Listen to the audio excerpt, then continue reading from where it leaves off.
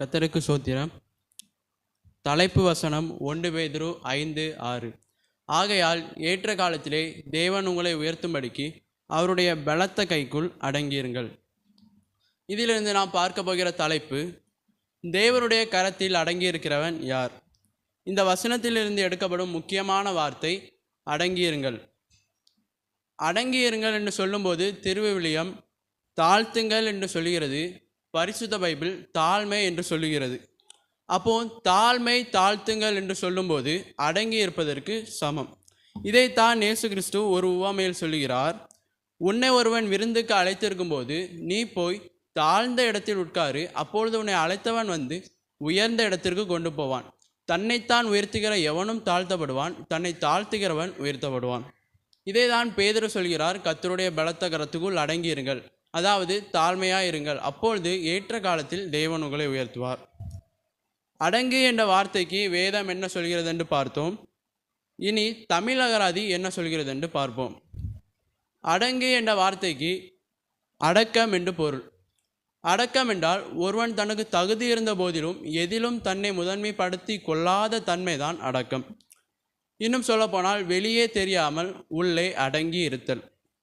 எடுத்துக்காட்டுக்கு, மாநிலத்திலே முதலிடம் பெற்றிருந்தாலும் அப்பள்ளி மாணவி அடக்கமாயிருந்தது, அனைவரையும் கவர்ந்தது. அடுத்து அடங்கா பிடாரி என்ற வார்த்தை இருக்கிறது. அதற்கு என்ன பொருள் என்று பார்ப்போம். அடங்கா பிடாரி என்றால் எவருக்குமே கட்டுப்படாமல் வாழும் குணமுடைய ஆண் அல்லது பெண்ணை குறிக்கும் சொல். அடுத்து அடங்காமை என்ற வார்த்தை இருக்கிறது. அதற்கு என்ன பொருள் என்று பார்ப்போம். அடங்காமை என்றால் கீழ்ப்படியாமை. மறுபடியும் அடங்கி என்ற வார்த்தையை தமிழகராதி என்ன சொல்கிறது என்று பார்ப்போம். அடங்கு என்றால் ஆசை, கோபம், வேகம், தாகம் போன்றவற்றை தணித்தல். அதாவது ஆசையை அடக்க வேண்டும், கோபத்தை அடக்க வேண்டும், தாகத்தை அடக்க வேண்டும், வேகத்தை அடக்க வேண்டும். குறிப்பு, ஆசை கோபத்தை பற்றி பகவத்கீதை இப்படி சொல்கிறது, தன்னை அறிந்தவன் ஆசைப்பட மாட்டான், உலகத்தை அறிந்தவன் கோபப்பட மாட்டான், இந்த ரெண்டையும் உணர்ந்தவன் துன்பப்பட மாட்டான். குறிப்பு 2, கோபத்தை பற்றி நமது வேதாகமும் மிகவும் அழகாக எழுதியிருக்கிறது. அதை பற்றி பார்ப்போம். நீதிமொழிகள் 15:18. கோபக்காரன் சண்டையை எழுப்புகிறான், நீடிய சாந்தமுள்ளவனோ சண்டையை அமர்த்துகிறான். நீதிமொழிகள் 21:19. சண்டைக்காரியும் கோபக்காரியுமான வீட்டிலே குடியிருப்பதை பார்க்கிலும் வனாந்திரத்தில் குடியிருப்பது நலம். நீதிமொழிகள் 22:24. கோபக்காரனுக்கு தோழனாகாதே, உக்கிரமுள்ள மனுஷனோட நடவாதே. நீதிமொழிகள் 27:3. கல் கனமும் மணல் பாரமுமாயிருக்கும், மூடனுடைய கோபமோ இவ்விரண்டிலும் பாரமாம். நீதிமொழிகள் 30:33. பாலை கடைந்தால் வெண்ணெயை பிறப்பிக்கும், கோபத்தை கிண்டி விடுதல் சண்டையை பிறப்பிக்கும். இப்பொழுது நாம் அடங்கி இருங்கள் என்ற வார்த்தைக்கான முகவரையை பார்த்து முடித்தோம். இனி தலைப்புகளாக போவோம். ஆகையால் ஏற்ற காலத்திலே தேவன் உங்களை உயர்த்தும்படிக்கு அவருடைய பலத்த கைக்குள் அடங்கி இருங்கள். தலைப்பு வசனத்திலிருந்து எழுப்பப்படும் 2 கேள்விகள். 1, தேவனுடைய பலத்த கரத்தில் அடங்கி இருக்கிறவன் யார்? அவனை எப்படி அறியலாம்? 2, ஏற்ற காலத்தில் தேவன் ஒருவரை உயர்த்துகிறார் என்பதை எப்படி அறியலாம்? இதற்கான 5 பதில்களை வேதத்திலிருந்து பார்ப்போம். 1, ஓய்வு நாளை கடைபிடிக்கிறவன் தேவனுடைய பலத்த கரத்துக்குள் அடங்கியிருக்கிறான், அவனை தேவன் ஏற்ற காலத்தில் உயர்த்துவார். சபையை நடத்துகிற தலைவனுக்கு அடங்கியிருக்கிறவன் தேவனுடைய பலத்த கரத்துக்குள் அடங்கியிருக்கிறான், அவனை தேவன் ஏற்ற காலத்தில் உயர்த்துவார். 3, எந்த சூழ்நிலையிலும் தேவனிடத்தில் அடங்கியிருக்கிறவன் தேவனுடைய பலத்த கரத்துக்குள் அடங்கியிருக்கிறான், அவனை தேவன் ஏற்ற காலத்தில் உயர்த்துவார். 4, தகப்பனையும் தாயையும் கனம் பண்ணுகிறவன் தேவனுடைய பலத்த கரத்துக்குள் அடங்கியிருக்கிறான், அவனை தேவன் ஏற்ற காலத்தில் உயர்த்துவார். 5, நாவை அடக்குகிறவன் தேவனுடைய பலத்த கரத்துக்குள் அடங்கியிருக்கிறான், அவனை தேவன் ஏற்ற காலத்தில் உயர்த்துவார். இப்போ நம்ம முதல் பதிலாகிய ஓய்வு நாளில் தேவ பாதத்தில் அமர்ந்திருக்கிறவன் தேவனுடைய பலத்த கரத்தில் அடங்கியிருக்கிறான், அவனை தேவன் ஏற்ற காலத்தில் உயர்த்துவார். இதற்குரிய வசனத்தையும் விளக்கத்தையும் பார்ப்போம். வசனம் உபாகமம் 5:15. எகிப்தின் அடிமைத்தனத்திலிருந்து உங்களை விடுவித்தார் என்று ஓய்வு நாளை ஆச்சரிப்பாயாக. இந்த வசனம் 10 கட்டளைகளில் 4வது கட்டளை. 10 கட்டளைகளில் மற்ற 9 கட்டளைகளை விட இந்த 4வது கட்டளைக்கு அதிக எழுத்துக்களும் அதிக வார்த்தைகளும் அதிக வரிகளும் அதிக வசனங்களும் இருக்கிறது. இப்படி மற்ற கட்டளைகளை விட அதிக வார்த்தை, அதிக எழுத்துகள், அதிக வசனங்கள் ஏன்? அப்போ இந்த கட்டளைக்கு ஏதோ ஒரு முக்கியத்துவம் இருக்கிறது. அதைத்தான் நாம் பார்க்க போகிறோம். அப்போ இந்த ஓய்வு நாள் இது என்ன நாள்?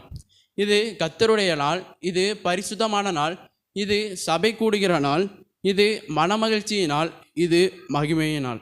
இப்பொழுது நாம் பார்க்க போகிறது கர்த்தருடைய நாள். இதனுடைய வசனத்தையும் விளக்கத்தையும் பார்ப்போம். யாத்திராகமம் 20:10. ஓய்வு நாளில் நீங்கள் ஒரு வேலையும் செய்யக்கூடாது, இது கர்த்தருடைய நாள். கர்த்தருடைய நாளை பற்றி புரிந்து கொள்வதற்கு ஒரு சிறிய விளக்கத்தை சொல்கிறேன். நம்முடைய முதல் பிறந்த நாளில் இல்லை ஒருவருடைய முதல் பிறந்த நாளில், திருமண நாளில் நாம் வேலைக்கு போக மாட்டோம். அன்றைக்கு நாம் லீவ் எடுப்போம். அன்றைக்கு நம்ம எந்த வேலையும் செய்ய மாட்டோம். எடுத்துக்காட்டுக்கு, தேச தந்தை மகாத்மா காந்தி இந்தியாவிற்கு சுதந்திரம் ஆகி தந்தவர். அதனால் அவருடைய பிறந்த நாளை முன்னிட்டு இந்தியாவில் உள்ள அனைத்து பள்ளிகளுக்கும், கல்லூரிகளுக்கும், வங்கிகளுக்கும், அரசு சார்ந்த துறைகளுக்கும், அனைத்து கோர்ட்டுகளுக்கும் அன்றைக்கு விடுமுறை அளிக்கிறது இந்திய அரசாங்கம். அன்றைக்கு எந்த வேலையும் செய்யக்கூடாது. கர்த்தருடைய நாளை புரிந்து கொள்வதற்கு பிரிட்டிஷ் அரசாங்கம் என்ன சொல்கிறது என்று பார்ப்போம். 1843 ஆண்டில் பிரிட்டிஷ் அரசாங்கம் சண்டேயை அஃபிஷியல் காலிடையை அறிவிக்கிறாங்க. ஏனென்றால் 6 நாள் நமக்குரியதாக வேதம் சொல்கிறது. 7வது நாள் கர்த்தருடைய நாள் என்று வேதம் சொல்கிறது. அதனால் 7வது நாளை கர்த்தருடைய நாள் என்று பிரிட்டிஷ் அரசாங்கம் கூறுகிறது. கர்த்தருடைய நாளை புரிந்து கொள்வதற்கு ரோமானிய அரசாங்கம் என்ன சொல்கிறது என்று பார்ப்போம். பேரரசர் கான்ஸ்டான்டைன், இவர் யார் என்றால் ரோமானிய நாடோட முதல் கிறிஸ்துவ பேரரசர். இவர் கிபி 321 ஒரு சிவில் சட்டத்தை அனௌன்ஸ் பண்ணுறார். 6 நாள் ரோமானிய வாரமாகவும் 7வது நாள் கிறிஸ்துவர்களின் வழக்கத்தின்படி அன்றைக்கு அனைத்து கடைகளும் மூடப்பட வேண்டும். அன்றைக்கு ஒரு வேலையும் செய்யக்கூடாது. எந்த வேலையும் செய்யக்கூடாது என்று சொல்லும்போது வசனம் சொல்கிறது, மிருகங்களும் வேலைக்காரர்களும் கூட எந்த வேலையும் செய்யக்கூடாது. அவ்வளோ முக்கியத்துவம் வாய்ந்ததாக இருக்கிறது. அது எவ்வளோ பெரிய வேலையாக இருந்தாலும் சரி, அன்றைக்கு வேலை செய்யக்கூடாது. இப்போது இந்த உலகத்தின் மிக மிக பெரிய வேலையாக பேசப்படுவது 3. 1 விவசாயம். விவசாயம் என்று சொல்லும்போது நான் சாப்பிடுகிற சோறு, பழங்களாக இருக்கட்டும், காய்கறிகளாக இருக்கட்டும், தேங்காய்களாக இருக்கட்டும், இவை எல்லாமே விவசாயத்தின் மூலமாக தான் நமக்கு வருகிறது. அப்போ விவசாயம் இல்லை என்றால் நாம் வாழ்வது கடினம். அப்பேற்பட்ட விவசாயத்தை கூட கர்த்தருடைய நாளில் செய்யக்கூடாது என்று தேவன் சொல்கிறார். இதற்கு ஆதாரமான வசனம் யாத்திராகமம் 34:21. 6 நாள் வேலை செய்து 7ஆம் நாள் ஓய்ந்திருப்பாயாக, விதைப்பு காலத்திலும் அறுப்பு காலத்திலும் ஓய்ந்திருப்பாயாக. அப்போ கர்த்தருடைய நாளில் விதைக்கவும் செய்யக்கூடாது, அறுவடையும் செய்யக்கூடாது. 2வது உலகத்தின் மிகப்பெரிய வேலை வியாபாரம். வியாபாரம் என்று சொல்லும்போது தரை வழியாக நடக்கிறது, வான் வழியாக நடக்கிறது, கடல் வழியாக கூட நடக்கிறது. இன்னும் சொல்லப்போனால் நம்ம விவசாயம் செய்கிறோம்ல, அந்த விவசாயம்லாம் நம்மளுக்கு வியாபாரம் மூலமாக தான் நமக்கு வருகிறது. அப்போ இந்த வியாபாரம் இல்லை என்றாலும் நாம் வாழ்வது கடினம். அப்பேற்பட்ட வியாபாரத்தை கூட கர்த்தருடைய நாளில் செய்யக்கூடாது என்று தேவன் சொல்கிறார். இதற்கு ஆதாரமான வசனம் நெகேமியா 13:10-19. ஆகையால் ஓய்வு நாளுக்கு முன்னே எருசலேமின் பட்டண வாசல்களில் மாலை மயங்கும் போது கதவுகளை பூட்டவும், ஓய்வு நாள் முடியும் மட்டும் அவைகளை திறவாதிருக்கவும் வேண்டும் என்று கட்டளையிட்டார். அப்போ கர்த்தருடைய நாளில் வியாபாரம் செய்யக்கூடாது. 3வது உலகத்தின் மிகப்பெரிய வேலை மருத்துவம். இந்த உலகத்தில் 24 மணிக்கூர் சேவை செய்யும் ஒரு வேலை மருத்துவம். நம்மளுக்கு ஒரு சின்ன காய்ச்சல் வந்தாலே நம்ம மருத்துவத்தை பார்க்க தான் போவோம். இப்போ உள்ள காலகட்டத்தில் மருத்துவம் இல்லை என்றால் நாம் வாழ்வது கடினம். அப்பேற்பட்ட மருத்துவத்தை கூட கர்த்தருடைய நாளில் செய்யக்கூடாது என்று தேவன் சொல்கிறார். இதற்கு ஆதாரமான வசனம் லூக்கா 13:14.